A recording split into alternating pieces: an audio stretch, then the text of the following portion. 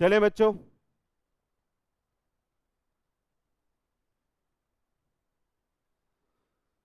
लल्ला, आइए स्टार्ट करते हैं आज का लेक्चर। इस ट्रेलर के साथ जो आपने अभी अभी देखा, हाफ सीए का है ना, जो आपको बताता है कि क्या, किस कोर्स को आप कर रहे हो। जो कोर्स आप कर रहे हो वो क्या है मेरे बच्चे? हमारी कंट्री का सबसे कठिन कोर्स है ना, हमारी कंट्री का सबसे कठिन कोर्स है। तो देखते हैं आप कितने लाइटली लेके इसको करते हैं, है ना। जैसा रोज होता है आप पढ़ते रही हो, समझ रहे हो ना। चले, आपको ये रियलाइज होना जरूरी है कि आप सीए कर रहे हो। जब तक आपको ये रियलाइज नहीं होगा ना, तब तक मुश्किल है सीए बनना। और रियलाइज कब होगा? जब आप मेहनत करोगे, जब आप मेहनत करोगे। मैंने सिर्फ आईपीसीसी का बोध ग्रुप इसलिए दिया था कि एक ग्रुप जब मैं पढ़ता था तो मुझे ऐसा लगता था कि चार ही सब्जेक्ट, ये तो आसान लग रहा है यार, मजा नहीं आ रहा, ऐसा लग ही नहीं रहा सीए कर रहे हैं। तो मैंने अपने आप को चैलेंज दिया कि चल बोध ग्रुप करके दिखा। अगर बोध ग्रुप तूने निकाल दिया तो मान जाएंगे तेरे को, अपने आप को बोला था। तो फिर मजा आया करने में, तब ऐसा लगता था कि सीए हो रहा है। फाउंडेशन तो कुछ भी नहीं है यार, फाउंडेशन तो ये है देखो,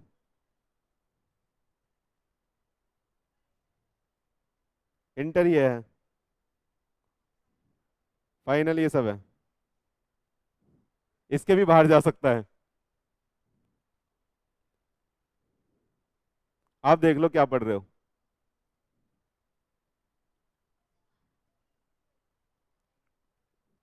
ऐसा बोल रहे हैं, लेकिन इतना इजी भी नहीं हो जाएगा, है ना।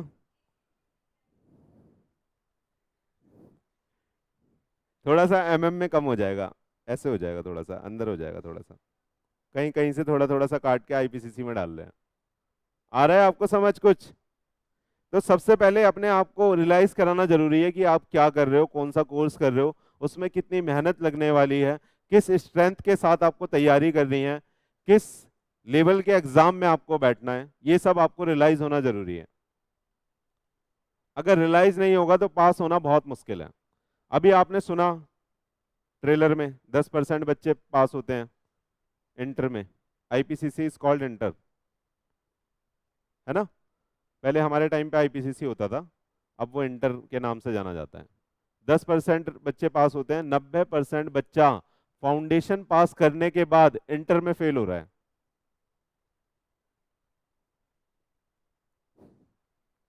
समझ में आ रहा है आपको? 90%, और 70% यहाँ पे फेल हो रहे हैं, जो छटाई होती है। बाहर बाहर बाहर, नहीं नहीं तेरे बस की नहीं है, चल दोबारा। तो ये रियलाइज होना जरूरी है। भीड़ में शामिल होना तो बहुत आसान है यार, कुछ मत पढ़ो, क्लास भी मत आओ, 2 दिन में एक दिन जब आँख खुले तब आ सकते हो। भीड़ में शामिल होना तो आसान है ना, लेकिन एफर्ट मार के कुछ हासिल करना मुश्किल होता है कि नहीं। तो वो एफर्ट लगाने पड़ेंगे तभी कुछ हासिल भी होगा, है ना। फ्री में जो चीज मिल जाए फिर उसका मजा ही कहाँ, है कि नहीं। जैसे आप पार्टियों में जाते हो, वहाँ रसमलाई में मजा ही नहीं आता, या कोई भी चीज वहाँ की खाओ इतना मजा ही नहीं आता, लेकिन जब उसको आप खरीद के खाओगे ना तो मजा आएगा, तो उसमें टेस्ट आता है। बनाता सेम ही बनता है, लेकिन टेस्ट तब आता है। पार्टियों में तो मजा ही नहीं आता। आपको आ जाता है? अभी तो आ जाता है, हैं? क्या? चलो प्लीज प्लीज, इसलिए आप कॉन्ट्रैक्ट एक्ट के टेस्ट के लिए तैयार हो जाना और अच्छे से परफॉर्म करना। मैं ये एज्यूम करूंगा कि आप मेहनत करोगे और ये रियलाइज करके पढ़ोगे कि आप सीए कर रहे हो। डन। मजे तो आप किसी भी कोर्स में ले सकते हो। डन। अगर आपने चुना है, अपने आप को एक गोल दिया है कि मेरे को डिग्री चाहिए तो मेहनत करनी पड़ेगी, बिना मेहनत के नहीं मिलती। सीए का तो कोर्स ही इसलिए बना है, दम है तो करके दिखा। ना रिजर्वेशन, बाकी तो बहाने लग जाते हैं ना। यूपीएससी में तो अगर फेल होते हैं, कोई जनरल कैटेगरी का बंदा फेल हो गया यूपीएससी में, वो बोलेगा मैं भाई एससी नहीं हूँ इसलिए मैं पास नहीं हुआ, बहाना लग गया ये तो। आ रहा है समझ में आपको? सीए में कोई कैटेगरी नहीं है, सीए में कोई रिजर्वेशन नहीं है, सीए में कोई कितना भी चाहे अमीर इंसान हो उसे मेहनत करनी पड़ेगी, कोई डोनेशन नहीं है। चले आ जाओ। अच्छा, ब्रीच ऑफ कॉन्ट्रैक्ट स्टार्ट कर रहे हैं बच्चे। आप ये पूरा का पूरा चैप्टर नोट से पढ़ चुके हैं और अंडरस्टैंडिंग भी आपकी डेवलप हो चुकी है। बस आपको आपको स्टडी मटेरियल से एक गो थ्रू देना है, और कुछ कुछ चीजें जो ऐसा लगता है कि हम हो सकता है कि मिस हो गई हो, डन, उसको यहां से कवर कर लेंगे। वैसे लेकिन छूटा कुछ भी नहीं है। आए पढ़े, आइए देखिए, कह रहा है we have so far seen how a contract is made. कह रहा है आपने ये तो देख लिया कि कॉन्ट्रैक्ट कैसे बनता है। द एसेंशियल ऑफ ए, थोड़ा मैं स्पीड में चलूंगा है ना, essential of a valid contract and also how a contract is to be performed as well as how a contract may be put an end. ये भी देख लिया। अरे आपने ये देख लिया कि कॉन्ट्रैक्ट बनता कैसे है, परफॉर्म कैसे होता है और डिस्चार्ज कैसे होता है, देख लिया क्या? देखिए, कह रहा है we shall now discuss about the breach of contract. हम बात कर रहे हैं आप धोखे की, डन, आइए। And also the mode in which the compensation for the breach of contract is estimated. कह रहा है और हम बात करने वाले हैं कंपनसेशन की, कि वो किस तरीके से हमें मिलेगा इन केस ऑफ ब्रीच। आ रहा है, आइए। Breach means the failure of the party to perform his or her obligation under a contract. Breach of contract may arise in the two ways, actual breach और anticipatory breach। क्या पढ़ चुके हो? आए आगे, आइए। पिछले लेक्चर में हमने देख लिया ये। एंटिसिपेटरी पढ़िएगा जल्दी जल्दी। Anticipatory breach of the contract, and anticipatory breach of contract is a breach of contract occurring before the time fix for the performance has arrived. कह रहा है परफॉर्मेंस जिस दिन आने वाली है उससे पहले अगर ब्रीच हो जाएगा तो उसे हम क्या बोलेंगे? एंटिसिपेटरी ब्रीच बोलेंगे। यानी पार्टी अपने कंडक्ट से बता देगी कि भैया उसके बस की नहीं हो रहा, मैंने कोई एफर्ट ही नहीं मारा टमाटो के लिए। दीदी से कॉन्ट्रैक्ट हुआ था टमाटो देने का, 100 किलो टमाटो की बात हुई थी, लेकिन मैंने उसे उगाया ही नहीं, मैंने उस किसी से खरीदा ही नहीं इनको देने के लिए, डन। तो दीदी को समझ में आ रहा है कि इसके बस की नहीं है, ये नहीं दे पाएगा, तो इसको हम क्या बोलेंगे मेरे बच्चे? Anticipatory breach. आइए पढ़ लेते हैं।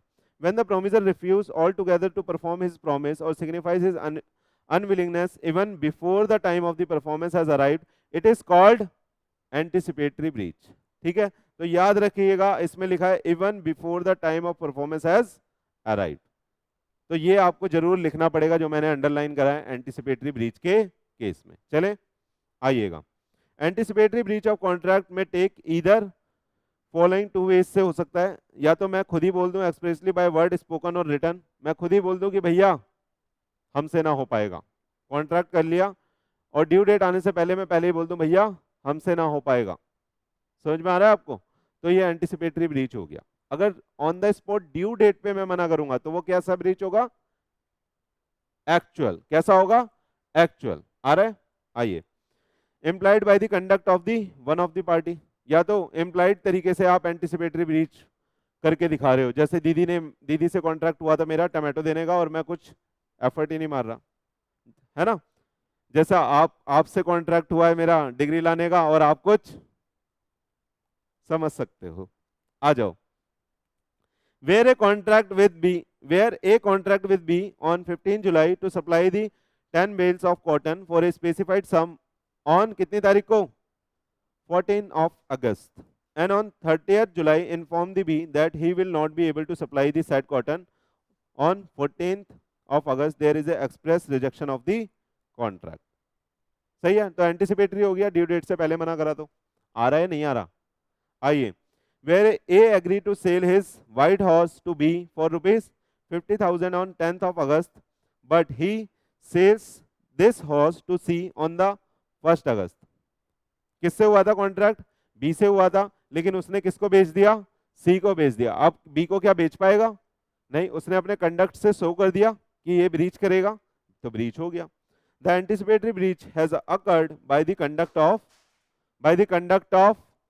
Conduct of promisor. आइए चलें आगे बच्चे, क्या आ रहा है आपको?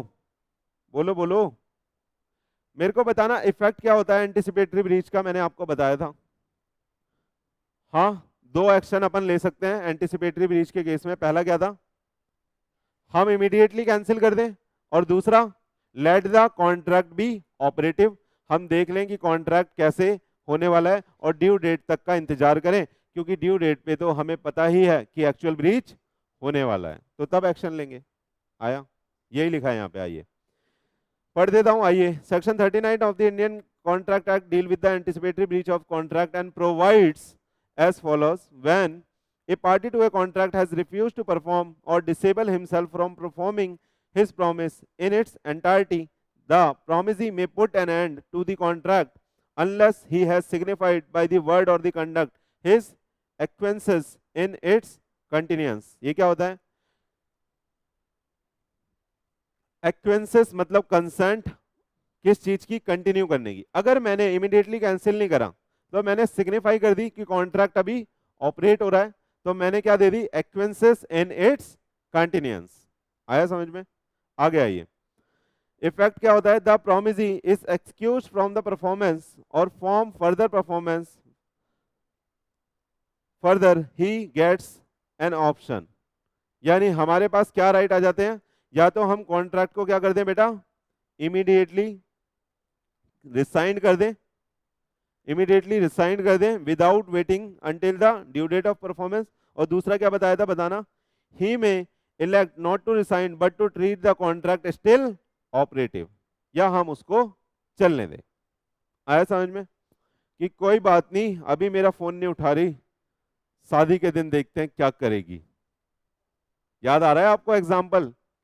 आइएगा आगे चलें, ना पढ़ूं ये वाला पैराग्राफ, समझ में आ जाएगा। आइए, एक्चुअल ब्रीच तो आपको पता ही है, पढ़ लोगे घर से, पढ़ लोगे ना एक्चुअल ब्रीच? एक्चुअल ब्रीच का मतलब क्या होता है? ड्यू डेट पे जिस दिन परफॉर्मेंस ड्यू थी उसी दिन मना करना, उससे पहले नहीं। सही है, ये एक्चुअल ब्रीच है। आइए देखिए, फिर भी थोड़ा सा पढ़ देता हूं आपके लिए। कह रहा है eight the time when the performance of A contract is due, तब मना कर रहे हैं, या during the performance of the contract, काम चल रहा है, काम चल रहा है और तब मना कर रहे हैं। आपने किसी से कॉन्ट्रैक्ट करा था, पेंट करना है हाउस, वो आया, आधा कर दिया, करते करते बोलता कल से मैं नहीं आऊंगा, आप लोग बहुत तमाशा करते हो, बहुत जोर जोर से चिल्लाते हो यहाँ पे, मैं काम नहीं कर पा रहा। पेंटर बोल रहा है साहब से, डन, तो उसने क्या कर दिया? Actual breach. आ रहा है या नहीं आ रहा? ड्यूरिंग दी परफॉर्मेंस समझ में आ रहा है या नहीं आ रहा? आ रहा है ना? चले आइए, फिर बेटा हमने पढ़ा था क्या, देखिएगा, remedies for breach of contract. सही है, एज इट इज क्वेश्चन आ सकता है, क्या क्या रेमेडीज अवेलेबल हैं, क्या क्या उपाय हमारे पास, क्या क्या उपचार अवेलेबल हैं in case of breach of contract. क्या क्या हो सकता है बताइए? Suit for damage, rescission of contract, suit for specific performance, suit for injunction, suit upon quantum merit. पढ़ा था ये सब? पक्का आता है सब कुछ? देखा देखा सा लग रहा है, समझा हुआ लग रहा है? आइए, सूट फॉर डैमेज पढ़ रहे हैं, रीड मार रहे हैं, आइएगा प्लीज। सूट फॉर डैमेज में क्या है? Compensation for the loss or the damage caused by breach of contract. कह रहा है when a contract has been broken, the party who suffer by such a breach is entitled to receive from the party who has broken the contract compensation for any loss or the damage caused to him thereby, which naturally arose in the usual course of thing from such breach, or which the party knew when they made the contract to be likely to result from the breach of it। समझ में आया? कह रहे हैं आप normal compensation charge कर सकते हो, जो नॉर्मल कोर्स ऑफ बिजनेस में चार्ज होएगा, या जो आपको कॉन्ट्रैक्ट करते वक्त पता है कि अगर मैं परफॉर्म नहीं करूंगा तो मेरे को ये नॉर्मल डैमेज भी देनी पड़ सकती है। क्लियर है? आइएगा, such compensation is not to be given for any remote और indirect loss damage sustain by the reason of breach. ये पढ़ा था क्या हमने? रिमोट और इनडायरेक्ट लॉस क्या होता था? पढ़ा था। इनडायरेक्ट लॉस क्या होता था? क्या दिया था बताना एग्जाम्पल। स्कूटी वाला क्या? अगर इन्होंने स्कूटी मेरे को नहीं दी तो ब्रीच कर दिया, है ना। मैंने दीदी से 85 की खरीदी, 80 वाली, 80 वाली 85 की खरीदी, तो 5 नॉर्मल में ले सकता हूं। लेकिन मैं इनसे वो क्लेम नहीं कर सकता जो मेरा कन्वेंस लगा ड्यूरिंग देयर ब्रीच। आया या नहीं आया? है ना, कैब का खर्चा वो इनडायरेक्ट लॉस हो गया, वो मैं रिकवर नहीं कर सकता। आइएगा, कंपनसे आपकी आत्मा आ जाती है बीच बीच में, आ जाओ। compensation for failure to discharge the obligation resembling those created by contract। आइएगा, when an obligation resembling those created by the contract has been incurred or has not been discharged, any person injured by the failure to discharge it is entitled to receive the same compensation from the party in default as if such person had contracted to discharge it and had broken his contract। कह रहा है compensation for the failure to discharge the obligation resembling those created by the contract. कह रहा है वैसा compensation आप demand करोगे जैसा उसी सर्विस को देने में एक्स्ट्रा पैसा जो लगा है। सही है, वही तो बोल रहा है। हाँ, 80 की बात हुई थी, 80 में नहीं दिया, तो जो सेम सिमिलर मैं कॉन्ट्रैक्ट करूंगा बिल्कुल सेम एज इट इज दूसरे से, उसमें जो मेरा एक्स्ट्रा पैसा लगेगा वो मैं डिमांड कर सकता हूं। ये है नॉर्मल डैमेज। आया, नॉर्मली हम वो डिमांड कर सकते हैं। आइएगा, एक्सप्लेनेशन पढ़ लीजिए। एनालिसिस पढ़ा दूं? यस पढ़ लोगे घर पे? बताओ। हाँ, जल्दी जल्दी पढ़ा दूं क्या? आ जाओ, एक रीड मार देते हैं। इन estimating the loss or the damage arising from the breach of contract, ये ऊपर वाले की एनालिसिस है ना। The means which existed for remedying the inconvenience caused by the non performance of the contract must taken into the account। कह रहा है उसकी वजह से जो इनकन्वीनियंस हुई उसको हम अकाउंट में कंसिडर करेंगे, मतलब टेकन इनटू द अकाउंट मतलब कंसिडर करेंगे। आइएगा, the act in section 73 deal has laid down the rules as how the amount of the compensation is to be determine. कह रहा है कैसे आप उस कंपनसेशन को डिटरमाइन करोगे जो डैमेज के रूप में आपको देना पड़ सकता है। On the breach of the contract the party who suffered from such a breach is entitled to receive from the party who has broken the contract compensation for any loss or the damage caused to him by the breach। Compensation can be claimed for any loss or the damage which naturally arise in the usual course of event। यानी exceptional circumstances का आपको जो damage है वो नहीं मिलेगा। Clear है? आइएगा, a compensation can also be claim for any loss or the damage which the party knew when they entered into the contract as likely to result from the breach। कह रहा है आप वो कंपनसेशन के रूप में मांग सकते हो जो आपने स्टार्टिंग में तय करा था। न्यू का मतलब तो यह है दोनों पार्टी को पता है, दोनों पार्टी को इस हाथ से बजी नहीं। कह रहा है जो दोनों पार्टी को पता है, प्लीज जो दोनों पार्टी को पता है वो आप मांग सकते हो, है ना। तो प्रीफिक्स डैमेज की बात कर रहा है एक तरह से, या कोई भी ऐसी चीज जो आपको आप दोनों की अंडरस्टैंडिंग में था कि अगर ये कॉन्ट्रैक्ट पूरा नहीं हुआ तो उसको ये लॉस हो सकता है, वो आप मांग सकते हो। चले, आइए, that is to say special damage can be claim only in the previous notice but the party suffering from the breach is bound to take reasonable steps to minimise the loss. इसका मतलब ये नहीं कि आपने अगर special damage का notice दे दिया है तो आप लॉस को बढ़ाते रहोगे। समझ में आ रहा है आपको? समझ में आ रहा है? जैसे मैंने मान लो दीदी को स्पेशल नोटिस दे दिया था कि अगर आपने स्कूटी नहीं दी तो मैं कैब से जाऊंगा, तो कैब का खर्चा मैं आपसे लूंगा। तो इसका मतलब ये नहीं कि आप बड़ी वाली कैब मंगाओ, मर्सिडीज मंगाओ कैब में, वहां पे आए वो 21,000 रुपए की एक दिन की। समझ में आ रहा है? फिर आप दीदी से बोलो ला तेरे 25 लाख हो गए स्कूटी ना देने की वजह से, वो आप नहीं मानोगे, नहीं मांग सकते। कहने का मतलब है लॉस को आप मिनिमाइज ही रखोगे, यानी जो बात हुई थी उसमें ही आप तय करोगे। समझ में आ रहा है? आइए, no compensation is payable for any remote और इनडायरेक्ट लॉस। क्लियर है ये तो? आइए, अब काइंड ऑफ डैमेजेस देख लीजिए क्या आता है आपको। कह रहा है जर्नल, ऑर्डिनरी और एक्चुअल। जर्नल, ऑर्डिनरी और एक्चुअल, मैंने बोला था एक ही नाम है, बोला था या नहीं बोला था डैमेज पढ़ाते हुए? जर्नल, ऑर्डिनरी और एक्चुअल अगर आप लिखना चाहो तो लिख सकते हो, एक ही नाम है। स्पेशल डैमेज अलग तरह की होती है, ये पढ़ लिया था। विंडिक्टिव और एग्जाम्पलरी पढ़ लिया था। नॉमिनल पढ़ लिया था। Damage for deterioration cause by delay पढ़ लिया था। प्रीफिक्स डैमेज पढ़ लिया था। क्या सारे पढ़ लिए थे? क्या कुछ यहां से पढ़ने की जरूरत है? आप बताइए, बोलो। बस मैं आपको यहां से स्पेशल पढ़ाऊंगा। पढ़े स्पेशल? ऑर्डिनरी तो पता है आपको, 10 में सौदा तय हुआ था, 12 का खरीदना पड़ा, 2 रुपए का लॉस हुआ तो वो 2 रुपीज में पर जितने केजी का कॉन्ट्रैक्ट होगा उसके लिए चार्ज कर लूंगा।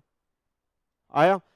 इसका दूसरा एग्जांपल था स्कूटी वाला। दीदी से मैं कितने की लेने वाला था? 80 की, लेकिन इन्होंने नहीं दी तो कितने की लेनी पड़ी? 85 की। क्या हुआ मैडम? कितने की लेनी पड़ी? 85 की। हमें भी बताना कितने की लेनी पड़ी? 85 की। तो 5 का लॉस हो गया तो वो मैं रिकवर करूंगा। आ जाओ। Special damage, where a party to a contract receive a notice for the special circumstances affecting the contract, he will be liable not only for the damage arising for the naturally and directly, naturally मतलब कह रहा है तो उस case में normally damage नहीं बल्कि directly from the breach but also for the special damage can be claim. Ordinary के साथ साथ आप स्पेशल डैमेज भी उस केस में क्लेम कर सकते हैं। आइए पढ़िए। A deliver a machine to be a common carrier to be conveyed to A's mill without delay. A also inform the B that his mill, उसकी जो मील है वो स्टॉप हो जाएगी, was stop for the want of the machine। कह रहा है मील रुकी हुई है भैया, ध्यान से सुनिएगा, एग्जाम्पल को समझ लीजिएगा। कह रहा है मील रुकी हुई है क्योंकि मशीन नहीं है वहां पे। B unreasonably delay the delivery of the machine and in consequences A lost a profitable contract with the government। इसकी वजह से ए को क्या हो गया? कॉन्ट्रैक्ट नहीं मिल पाया क्योंकि वो मशीन नहीं पहुंचाई उसने। किसने? बी ने। In this case A is entitled to receive from B by way of compensation the average amount of profit which would have been made by running the mill during the period of delay। ठीक है, ध्यान से आगे देखिएगा, अभी आपको ये समझ नहीं आएगा एग्जांपल। कह रहा है but he can not recover the loss sustain due to loss of government contract as his contract with the government was not brought to the notice of B.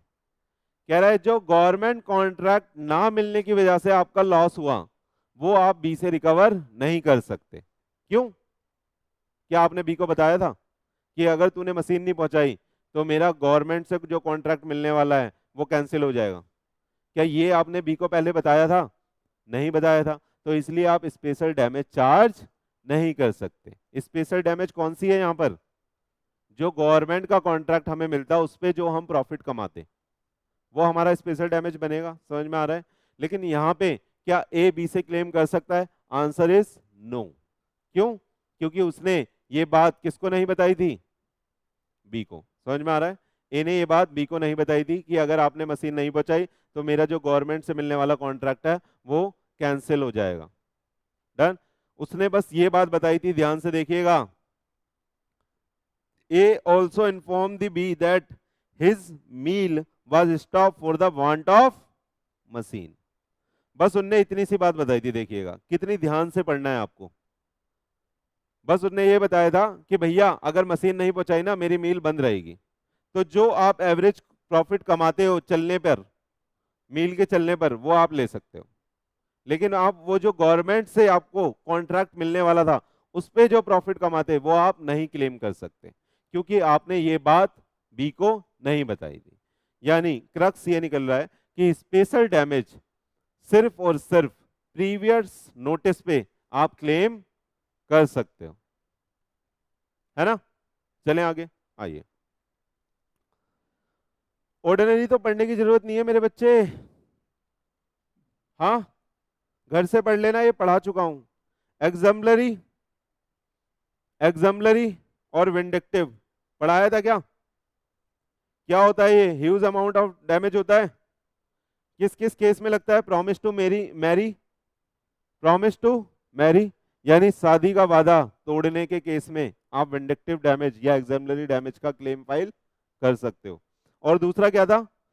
Wrongly dishonour of the banker cheque. इसमें मैंने बताया था, आप assume करो कि आप अंबानी हो और आपका चेक डिसऑनर हो जाता है तो मार्केट में खबर फैल जाएगी, आपकी बदनामी होगी। आ रहा है या नहीं आ रहा? चले पढ़ लोगे ये? आइए, नॉमिनल डैमेज पढ़ा दी थी।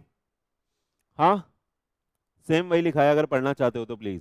कह रहा है nominal damage are awarded where the plaintiff यानी aggrieved was proved has proved that there has been a breach of contract but he has not in fact suffered any real damage। कह रहा है भैया सुनिएगा, ब्रीच तो हुआ लेकिन मेरे को कोई लॉस नहीं हुआ। कहने का मतलब है दीदी से भी 80 की मिल रही थी स्कूटी, दूसरी जगह से भी मेरे को 80 की ही मिल गई, तो क्या मेरे को कोई लॉस हुआ? नहीं। लेकिन मैं फिर भी चाहता हूं क्या, कि ब्रीच तो करा है तो कोर्ट में तो आना पड़ेगा। हाँ, जेल में जाना पड़ेगा, जेल की रोटी खानी पड़ेगी, है ना? खेला था आपने बचपन में? क्या? डिस्चार्ज? अरे तो ब्रीच तो हो गया, ब्रीच से कॉन्ट्रैक्ट डिस्चार्ज हो गया, खत्म। कॉन्ट्रैक्ट खत्म हो गया, अब बात किसकी चल रही है यहाँ? रेमेडीज की। क्या क्या रेमेडीज आप ले सकते हो, है ना? तो कह रहा है आप नॉमिनल डैमेज के लिए फिर केस फाइल करोगे क्योंकि आपको तो कोई लॉस ही नहीं हुआ एक्चुअली। आ रहा है या नहीं आ रहा? आइएगा। It is awarded just to establish the right to decree for the breach of contract। ये क्या होता है यार? It is awarded just to establish the right to decree for the breach of contract। decree क्या होता है?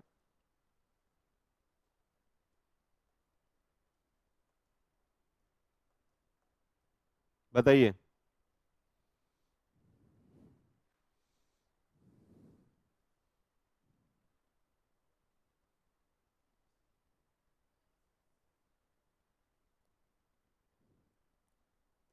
decree का मतलब होता है बेटा ऑर्डर ऑफ कोर्ट। आपका राइट है कि आप सूट फाइल करके कोर्ट से ऑर्डर ले सकते हैं इस केस में, बताइए है या नहीं? अरे बोलो, किसी ने आपके साथ ब्रीच करा, डैमेज हुआ या नहीं हुआ ये तो एक अलग बात है, लेकिन आप सूट फाइल तो कर ही सकते हो ड्यू टू ब्रीच। आ रहा है या नहीं आ रहा? तो डेक्री का मतलब क्या है बेटा? कोर्ट का ऑर्डर लेना। डन। कह रहा है it is awarded just to establish the right to decree for the breach of contract. समझ में आया? आ गया ये। The amount may be in rupees और इवन, वाह, चलता भी नहीं है, कैसे पे करेगा? प्रैक्टिकल ही नहीं है ना? आइए, damage for deterioration cause by delay, एक बारी पढ़ दूं, एक बारी पढ़ दूं, या आता है?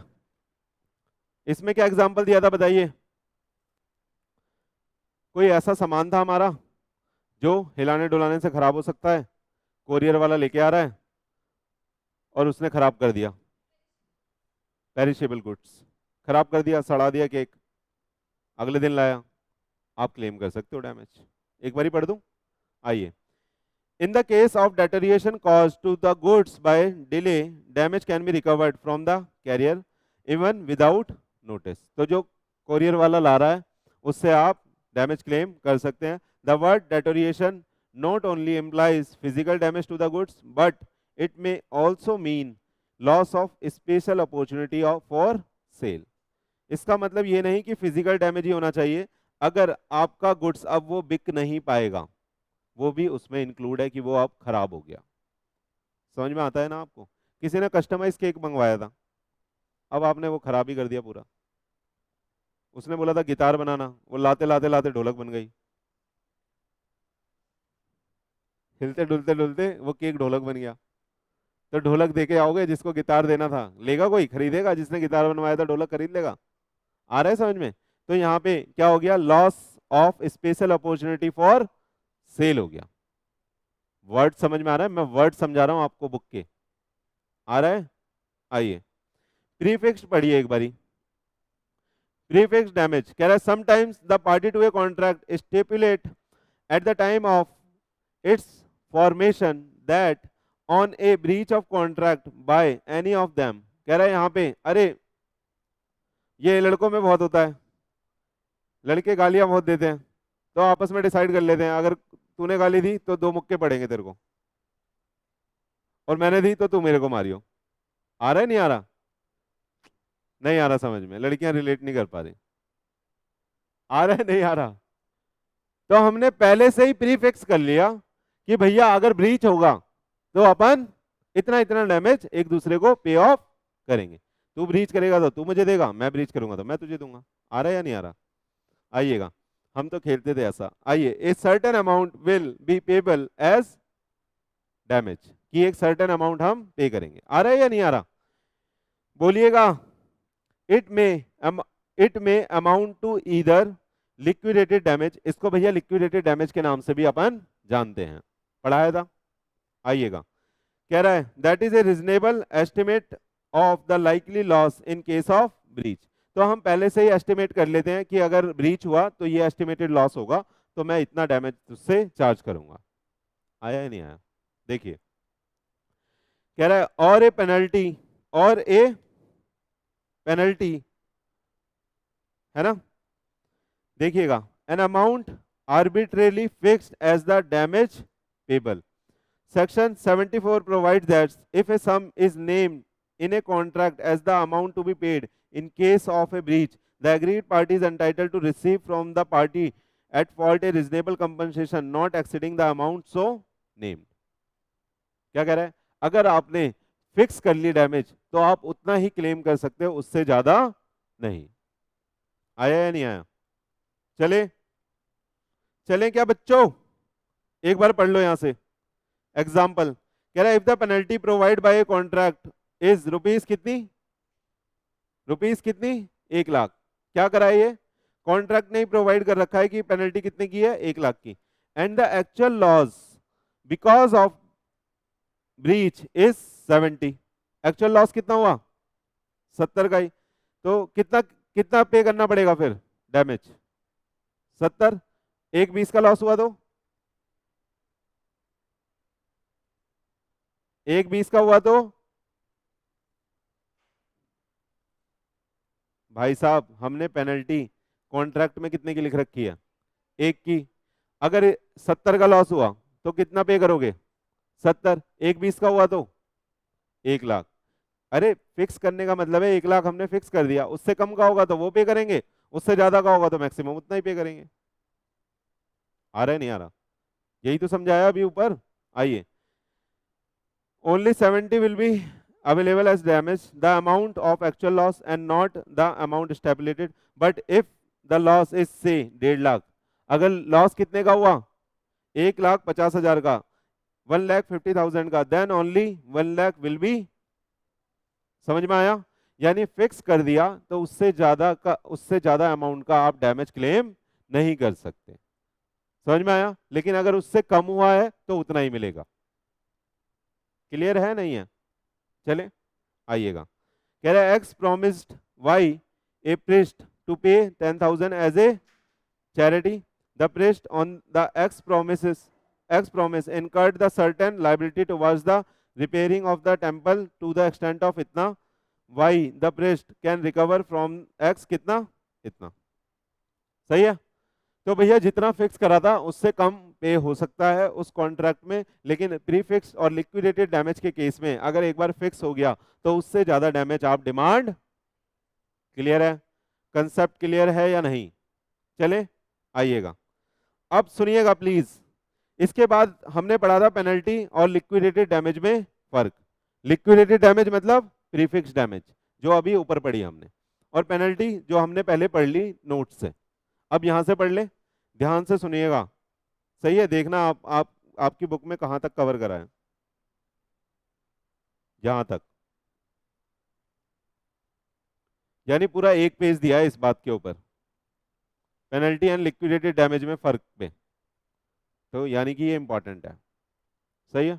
आइए, कह रहा है the party to a contract may provide beforehand the amount of compensation payable in case of the failure to perform the contract. In such cases, the question arises whether the court will accept this figure as the measure of damage. क्या जो court है वो decide करेगा उसे measure of damage की तरह जो आप कॉन्ट्रैक्ट में लिख रहे हो? डन। आगे आइए, कह रहा है सुनिएगा, पेनल्टी को लेके ना बेटा दोनों लॉ में अलग अलग कहानियां हैं। इंग्लिश लॉ अलग बोलता है और इंडियन लॉ अलग बोलता है, ध्यान से समझिएगा प्लीज। हम अब इसको डिटेल में जाके और पढ़ रहे हैं, किसको? Difference between penalty and liquidated damage, या मैं डैमेज भी बोलूं तो भी चलेगा, सही है, लेकिन आपको कंफ्यूज नहीं होना। Difference between penalty and liquidated damage. Liquidated damage इसलिए बोला गया है क्योंकि वो प्रीफिक्स्ड होती है, और नॉर्मली पेनल्टी भी प्रीफिक्स्ड होती है कि अगर आपने ऐसा नहीं करा तो इतने अमाउंट की पेनल्टी, भारी भरकम पेनल्टी आपके ऊपर अपन लगा देंगे। आ रहा है, इसलिए उससे कंपेयर कर रहे हैं। चले आइएगा, अब सुनिएगा ध्यान से कि इंग्लिश लॉ क्या बोल रहा है पेनल्टी और डैमेज को लेके, और इंडियन लॉ क्या बोल रहा है। चले आइए, कह रहा है according to the English law the sums of fixed in the contract may be interpreted either as liquidated damage और एज ए पेनल्टी। कह रहा है जो हमने सम फिक्स करा है या तो हम उसे क्या बोलेंगे, लिक्विडेटेड डैमेज बोलेंगे या पेनल्टी बोलेंगे। आइए देखिएगा प्लीज, कह रहा है if the sum fixed in the contract represent a genuine pre estimate by the parties of the loss which would be caused by a future breach of contract, it is a liquidated damage।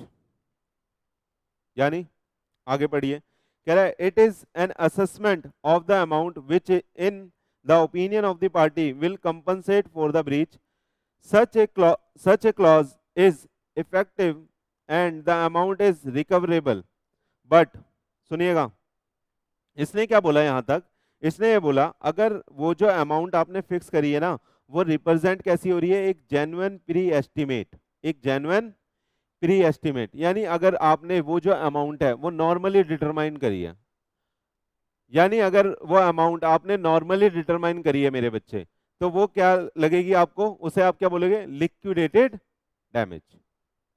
Normally यानी generally, है ना, यानी ये ज्यादा amount नहीं है, ये आपने नॉर्मल कोर्स ऑफ बिजनेस में फिक्स्ड करी है कि इतना हम डैमेज चार्ज करेंगे। आगे आइए, अब कह रहा है but where the sum is fixed in the contract is unreasonable. अगर जो हमने सम फिक्स करा है, सम फिक्स किसका कर रहे हैं, पेनल्टी या डैमेज का, तो कह रहा है कब आप उसको डैमेज बोलोगे, कब आप उसको पेनल्टी बोलोगे। बोला अगर वो जो सम फिक्स करा है वो कैसा रिप्रेजेंट कर रहा है, एक जेन्युइन प्री एस्टिमेट यानी नॉर्मल।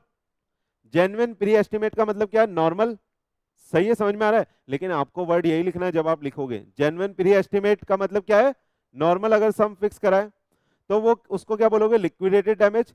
लेकिन अगर where the sum is fixed in the contract is unreasonable and it is used to force the other party to perform the contract, it is a penalty। तो उसे हम क्या बोलेंगे, penalty. अगर जो हमने उस कॉन्ट्रैक्ट में सम फिक्स करा है, मान लो कॉन्ट्रैक्ट था 50,000 का और हमने उसमें लिख दिया कि 1,00,000 की पेनल्टी है, अनरीजनेबल लग रहा है, नहीं लग रहा, लग रहा है।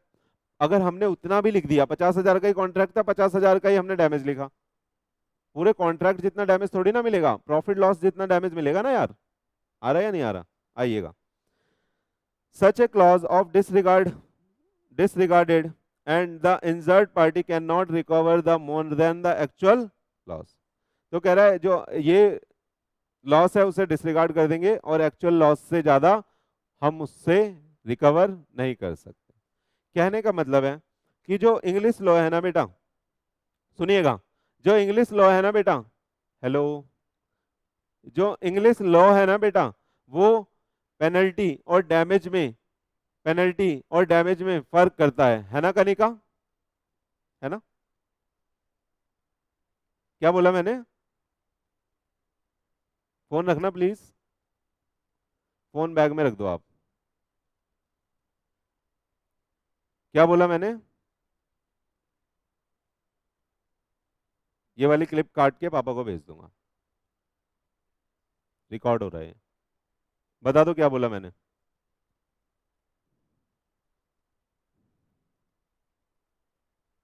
सीरियसनेस दिखाई दे रही है, चलो, यानी कोई मेरे लेक्चर का कोई फायदा नहीं हुआ जो हमने आज के एक डेढ़ घंटा वेस्ट करा स्टार्टिंग में, आपके अंदर आग जगाने की कोशिश करी, कोई फायदा नहीं हुआ उसका, तो टीचर ही बेवकूफ है ना। हो सकता है कि आप मटेरियल ही ना हो सीए बनने के, समझ में आ रहा है। एक क्वालिटी वाला प्रोडक्ट बनने के लिए क्वालिटी वाला मटेरियल होना भी जरूरी है ना। अगर मटेरियल ही क्वालिटी का नहीं है तो प्रोडक्ट क्वालिटी का बनेगा ही नहीं। चले, अब तो नहीं करोगे ना, आ जाओ। लेकिन मैंने क्या बोला बेटा, इंग्लिश लॉ क्या करता है, कोई फर्क, मतलब वो डिफरेंस करता है। इंग्लिश लॉ क्या करता है मेरे बच्चे, वो फर्क करता है डैमेज में और पेनल्टी में। लेकिन हमारा इंडियन लॉ देख लो क्या बोल रहा है, Indian law makes no distinction between penalty and liquidated damage. और मजे की बात यह है कि इंडियन लॉ डिफरेंस तो करता नहीं है इसमें, लेकिन डिफरेंस आपके पेपर में आएगा। समझ पा रहे हो मैं क्या बोल रहा हूं। नहीं नहीं, अभी पढ़ना, आगे आना, मैं समझा रहा हूं अभी,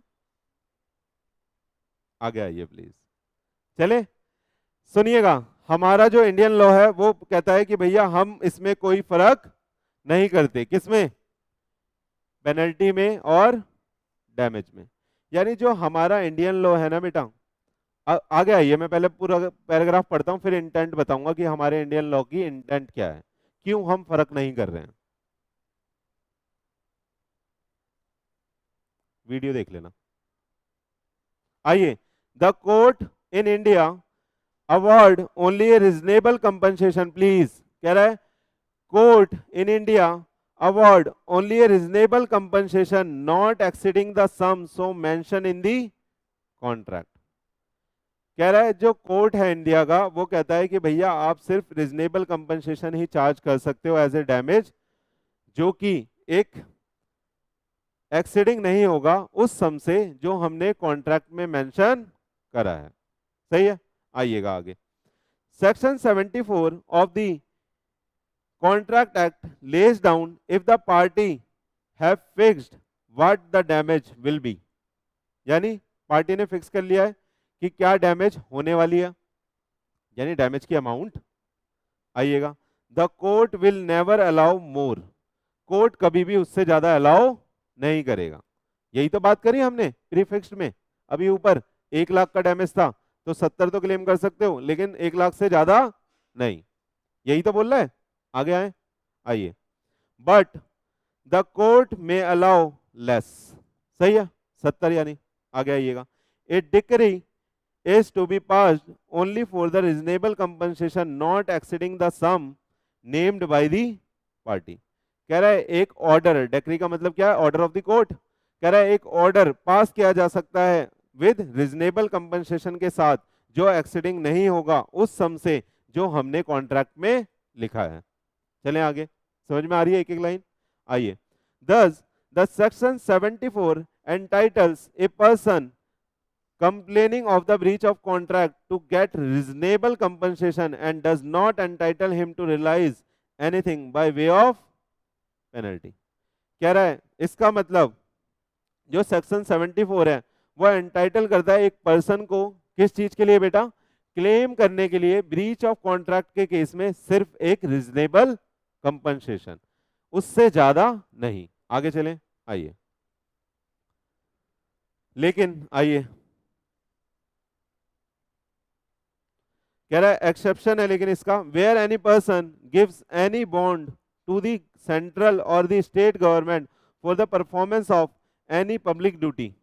कह रहा है अगर एक पर्सन ने क्या दिया, कोई बॉन्ड दिया किसी सेंट्रल और स्टेट गवर्नमेंट को for the performance of any public duty or the act in which the public are interested on the breach of condition of any such instrument, he shall be liable to pay the whole sum mention therein. यानी तो उस case में आपको पूरा भी सम payable करना पड़ सकता है, क्योंकि वहां पे पब्लिक का पैसा इन्वॉल्व है, तो अगर उसमें आप कोई ब्रीच करोगे तो आपको पूरा का पूरा पैसा पे करना पड़ सकता है। समझ में आया। अब सुनना, इंडियन लॉ ये बोलता है कि भैया हम ना किसी के ऊपर एक्स्ट्रा बर्डन नहीं डालना चाहते, तो हम ये बोल रहे हैं कि भैया आप डैमेज सिर्फ एक रिजनेबल अमाउंट की क्लेम कर सकते हो। इसका मतलब ये नहीं कि 1 लाख का कॉन्ट्रैक्ट था, आप उसमें लिख दो 1 करोड़ की पेनल्टी लगेगी। इस इस प्रैक्टिस को हमारा इंडियन लॉ क्या करता है, डिसरिगार्ड करता है और सपोर्ट नहीं करता।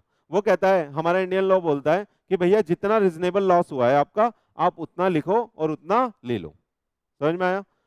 यानी हमारा जो इंडियन लॉ है उसमें जो जज साहब हैं वो जज करेंगे कि whether this amount is reasonable और नॉट। पहला कंसेप्ट तो ये, अगर प्रीफिक्स कर दिया तो उससे ज्यादा हम नहीं देंगे। सही है? आ रहा है या नहीं आ रहा? आइए एग्जाम्पल पढ़िए। कह रहा है a contract with B that if A practises as a surgeon in Kolkata he will pay B कितना, 50,000। क्या बोला? ए ने कॉन्ट्रैक्ट करा बी के साथ दैट इफ ए प्रैक्टिस, अगर ए प्रैक्टिस करेगा सर्जन की तरह कोलकाता में तो वो बी को 50,000 रुपए देगा। ठीक है, ये वो वाला हो गया ना, रेस्ट्रेन ऑफ ट्रेड वाला, है ना? तो रीजनेबल रिस्ट्रिक्शन लगाइए एक तरह की। आइए, a practice as a surgeon at the Kolkata, B is entitled to such compensation not exceeding the 50,000 as the court consider the reasonable. सही है? तो ए कितना रिसीव कर सकता है? बस 50,000, उससे ज्यादा कोई भी अमाउंट नहीं, चाहे वो कितना भी कमा ले आप प्रैक्टिस करके। आ रहा है या नहीं आ रहा समझ में? आगे आइए। ए बोरो कितना, 10,000 from the B and give him a bond of ₹20,000, है ना? 10,000 बोरो करके कितने का बॉन्ड दिया? 20,000 का, payable by 5 yearly instalment of 4,000 with a stipulation that in default of payment the whole sale become due. सही है? कह रहा है कि अगर मैंने कोई डिफॉल्ट करा तो आप पूरा का पूरा 20 मुझसे एक साथ ले लेना 10 की जगह। अरे मैंने आपसे 10,000 रुपए उधार लिए और मैंने एक बॉन्ड साइन करके दे दिया कि 10 की जगह मैं आपको 20 पे करूंगा। सही है? लेकिन मैं चार हजार करके 5 बारी में पे करूंगा, है ना? 4 5 20, इतना तो आता होगा आपको, है ना? तो 4 4 करके मैं 5 बारी में पे करूंगा। लेकिन अगर डिफॉल्ट होगा तो पूरा का पूरा सम आप मुझसे एक साथ ले लेना, 20,000 रुपए। सही है? ये कॉन्ट्रैक्ट है। तो देखिए, कह रहा है this is a stipulation by way of penalty. तो इस केस में ये जो स्टेपुलेशन है ये एक तरह की पेनल्टी है, क्योंकि कितना सम ड्यू था 10 और उससे डबल पे कर रहा है बंदा। तो आपको दिख रहा है अनरिजनेबल है। सही है? तो पेनल्टी दे सकते हैं, ऐसा नहीं है मना है। समझ में आ रहा है? लेकिन एज सच हमारा जो एक्ट है, हमारा जो इंडियन लॉ है वो डिस्टिंग्विश नहीं करता इसको। यानी सुनना प्लीज, हेलो, हमारा जो इंडियन लॉ है ना वो पेनल्टी को भी एक रिजनेबलनेस के साथ ही जज करेगा। जब कोर्ट में केस जाएगा ना और पेनल्टी की बात चल रही होगी और वहां पे कोई मान लो प्रीफिक्स नहीं है, तो जो हमारा इंडियन एक्ट है, हमारे इंडियन लॉ है, जो हमारे जज साहब बैठे होंगे उनको ऊपर से इंस्ट्रक्शन होगी, ध्यान से सुनिएगा, ऊपर से इंस्ट्रक्शन होगी कि भैया जो भी आपको जजमेंट पास करनी है ना वो रिजनेबलनेस के साथ करनी है। आ रहा है? आपको कोई एक्स्ट्रा अमाउंट नहीं चार्ज करनी इतनी ज्यादा। समझ में आ रहा है? इसका मतलब हमारा इंडियन लॉ सपोर्ट करता है कि किसी पे हम एक्स्ट्रा बर्डन नहीं डालेंगे, जितना रिजनेबल लॉस हुआ होगा उतना ही आपको मिलेगा। क्लियर है? प्रीफिक्स्ड है तो बात अलग है, तो उतना, उससे ज्यादा नहीं। आइएगा, A undertakes to repay B a loan of ₹10,000 by 5 equal instalment with a stipulation that in the default of the payment of any installment the whole amount become due। इस बार देखना 10 की जगह 10 ही पे कर रहा है, 20 का वादा नहीं हुआ इस बार, 10 की जगह 10 ही पे कर रहा है। अरे आ रहा है समझ में? 10 का ही लोन लिया, कह रहा है मैं 5 इक्वल इंस्टॉलमेंट में लौटा दूंगा, उसमें इंटरेस्ट होगा थोड़ा बहुत। आ रहा है नहीं आ रहा? कह रहा है लेकिन अगर मैंने एक में भी डिफॉल्ट करा ना तो पूरा पैसा ले लेना मुझसे। आइए, this stipulation is not by way of penalty and the contract may be enforce according to its term. समझ में आया? तो ये एक पेनल्टी नहीं है और ये क्या है, एक तरह की डैमेज है, क्योंकि ये एक्स्ट्रा वैगेट नहीं है। क्लियर है या नहीं है? पढ़े। आइए, अब इसी के साथ आपके सामने आ रहा है difference between liquidated damage and penalty. बिल्कुल सजा हुआ क्वेश्चन आएगा आपके एग्जाम में, मैं मजाक नहीं कर रहा, इसलिए इतना टाइम दे रहा हूं इसको। सही है? आइए पढ़िए, आइए प्लीज। कह रहा है penalty and liquidated damage have one thing in common what that both are payable on the occurrence of the breach of contract. ऊपर बोल रहा है डिफरेंस पढ़ो, लेकिन नीचे सिमिलरिटी बताइए पहली लाइन में। कह रहा है दोनों में एक बात कॉमन है, क्या? दोनों ब्रीच ऑफ कॉन्ट्रैक्ट के केस में ही लगते हैं। सही है। आइए, it is very difficult to draw a clear line of distinction. खुद ही बोल रहा है डिफिकल्ट क्वेश्चन है ये, इसलिए तो पूछ रहे हैं आपसे, एग्जाम में इसलिए आएगा। देख लो, कह रहा है it is very difficult to draw a clear line of distinction, यानी बहुत मुश्किल है डिफरेंस निकालना। तो लिखना सोचो कितना मुश्किल होगा बिना पढ़े। समझ में आ रहा है आपको? इसलिए आपके पेपर में आएगा। आइए, between the two but certain principle as laid down below may be helpful. लेकिन ये जो नीचे प्रिंसिपल हमने लिखे हैं ये आपकी हेल्प करेंगे डिफरेंस निकालने में। पढ़ ले, पांचों बिल्कुल रटने हैं आपको। सही है। आइए,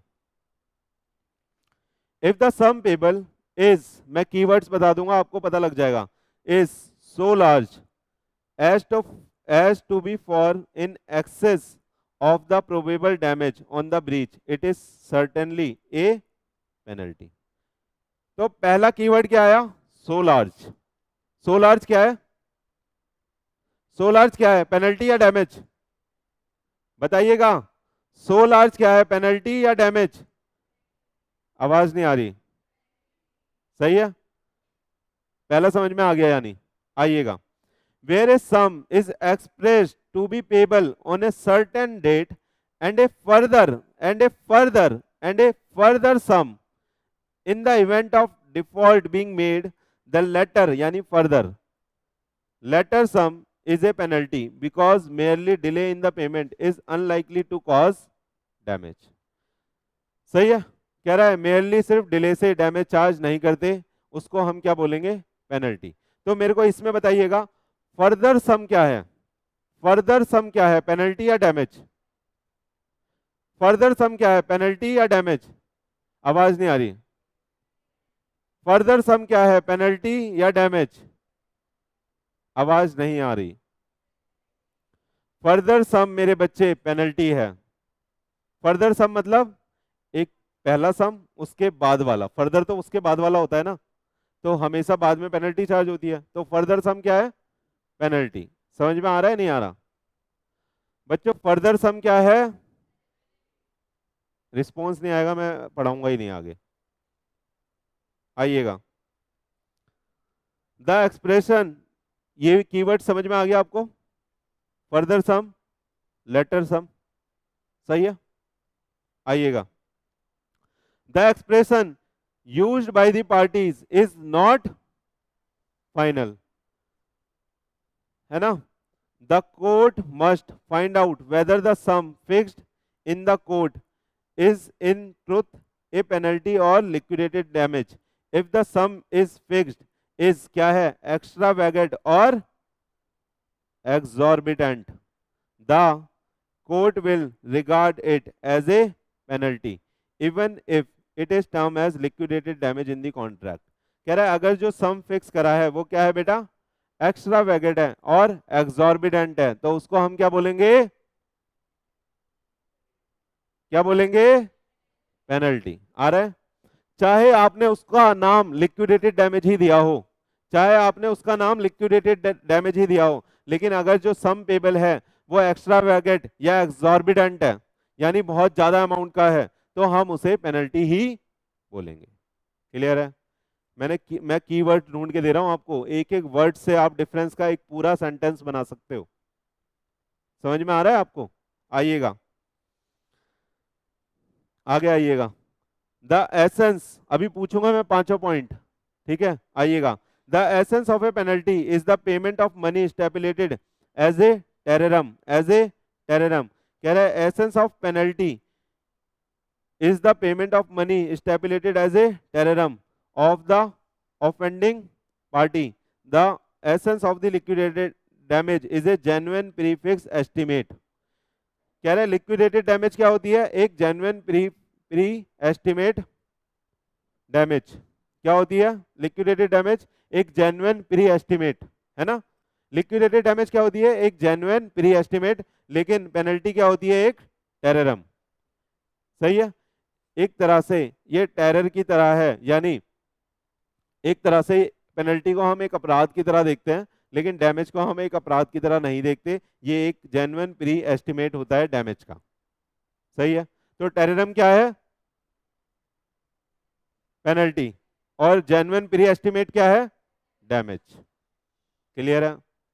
आइएगा, ये तो बहुत आसान है। अगला कह रहा है English law make a distinction between liquidated damage and penalty, but no such distinction is followed in India. The court in India must ascertain the actual loss or award the sum, which amount must not however exceed the sum so fixed in the contract. The court have not to bother about the distinction but to award a reasonable compensation not exceeding the sum so fixed। सही है। तो कह रहा है हमारे court को bother नहीं होना, परेशान नहीं होना ये निकालने के लिए कि कितना इससे हम चार्ज कर लें। बस हमारे कोर्ट को एक रीजनेबलनेस देखनी है कि रीजनेबल कंपनसेशन क्या है, जो कि एक्सीडिंग नहीं होगा जो अमाउंट फिक्स करी है। लेकिन इंग्लिश लॉ क्या करता है बेटा, दोनों में डिफरेंस जानता है, लिक्विडेटेड डैमेज में और पेनल्टी में। ऐसा कोई डिफरेंस इंडिया में नहीं करा जाता। तो लास्ट वाली लाइन आप बोल सकते हो कि इंग्लिश लॉ में क्या होता है बेटा, डिफरेंस होता है डैमेज और पेनल्टी में, लेकिन इंडियन लॉ में कोई ऐसा नहीं होता, हम बस रीजनेबलनेस देखते हैं। चलिएगा, अब पांचों पॉइंट आप मेरे को बता दीजिएगा। मैं आपसे पूछ रहा हूं difference between liquidated damage and penalty. पहला पहला बोलिए, सो लार्ज क्या है? सही है। दूसरा, फर्दर सम क्या है ना?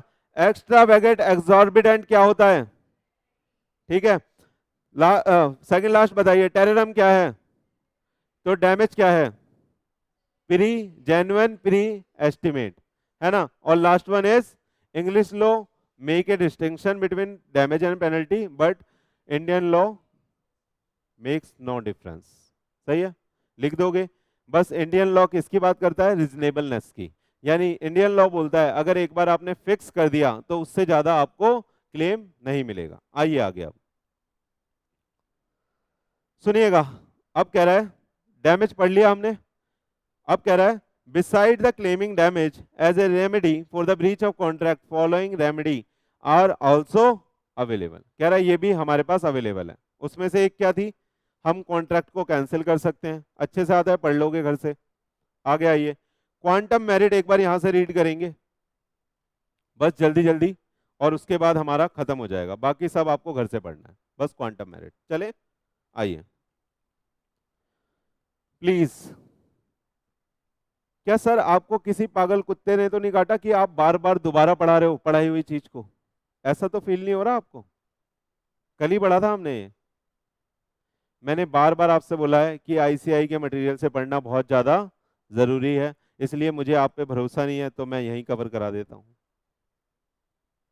चले आइए, गाली पे गाली पड़ रही है आज आप लोगों को। वेयर, आइएगा please. Where one person has render the service to the another in circumstances which indicates an understanding between them that is to be paid, or although no particular remuneration has been fixed, the law will infer a promise to pay, that is quantum merit, that is as much as the party doing the service has deserved। कह रहा है भैया काम करने से पहले कुछ remuneration हमने डिसाइड नहीं करा था, हमने पैसा डिसाइड नहीं करा था, तो क्या कुछ पैसा नहीं देना पड़ेगा? तो कह रहा है भैया उतना पैसा आपको देना पड़ेगा जितना उस बंदे ने, सामने वाले ने काम करा है। इसी का मतलब क्या होता है? क्वांटम मेरिट, जिसको क्या बोला गया है? As much as earned. ठीक है, चलिए। कह रहा है it cover a case where the party injured by the breach had at the time of the breach done part but not all the work which he is bound to do under the contract and seeks to be compensated for the value of the work done। कह रहा है पूरा काम नहीं करा, कुछ काम करा और कुछ नहीं करा, तो उसको जितना काम उसने करा है उसके लिए हमें कंपनसेशन देनी पड़ेगी।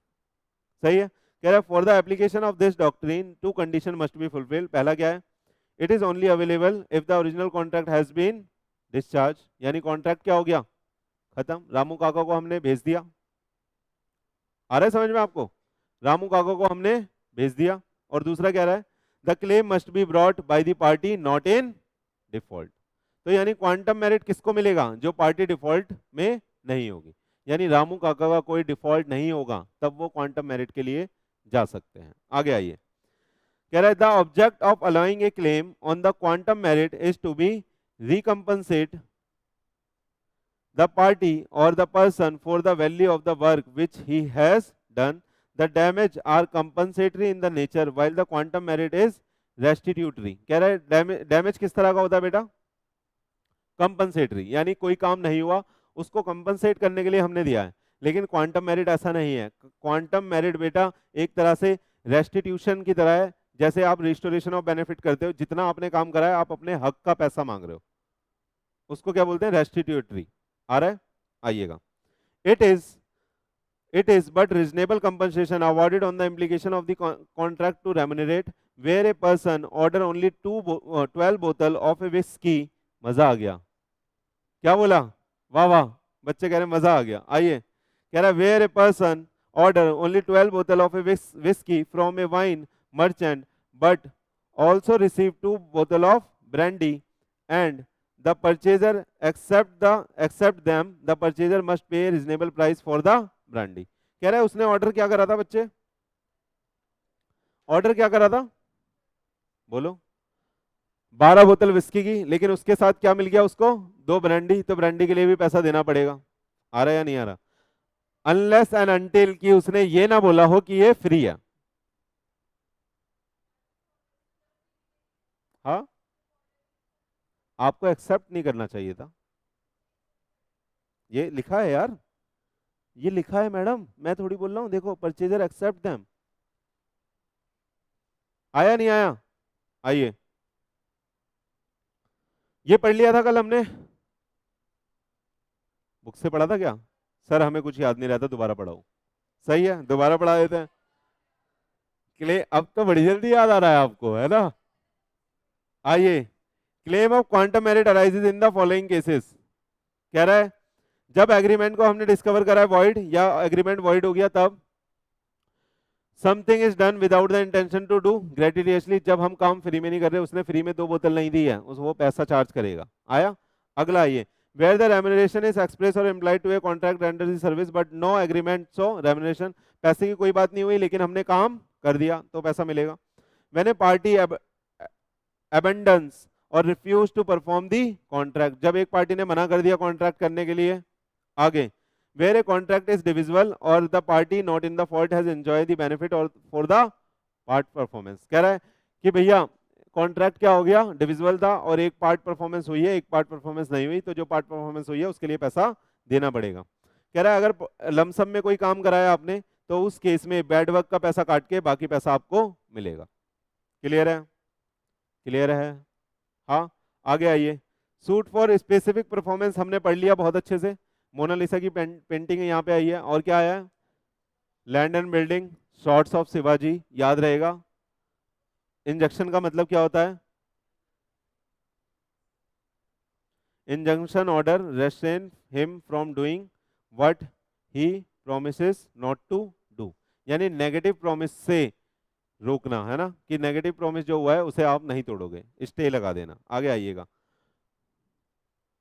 कह रहा है party rightfully resign the contract entitle to the compensation, जो पार्टी राइटफुली रिसाइन कर रही है कॉन्ट्रैक्ट वो कंपनसेशन मांग सकती है। ठीक है, बाकी का आप बेटा घर से पढ़िएगा, अगर कुछ बचा है तो। हमारा ये वाला चैप्टर पूरा यहाँ से भी खत्म हो गया, नेक्स्ट क्लास में हम अगला चैप्टर पढ़ के स्टार्ट करके खत्म करेंगे और उसके बाद आपका मस्त वाला टेस्ट लिया जाएगा।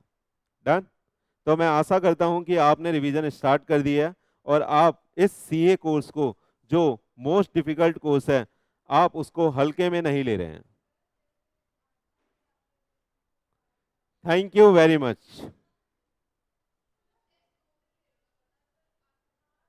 ऐसा नहीं हो सकता, सॉरी।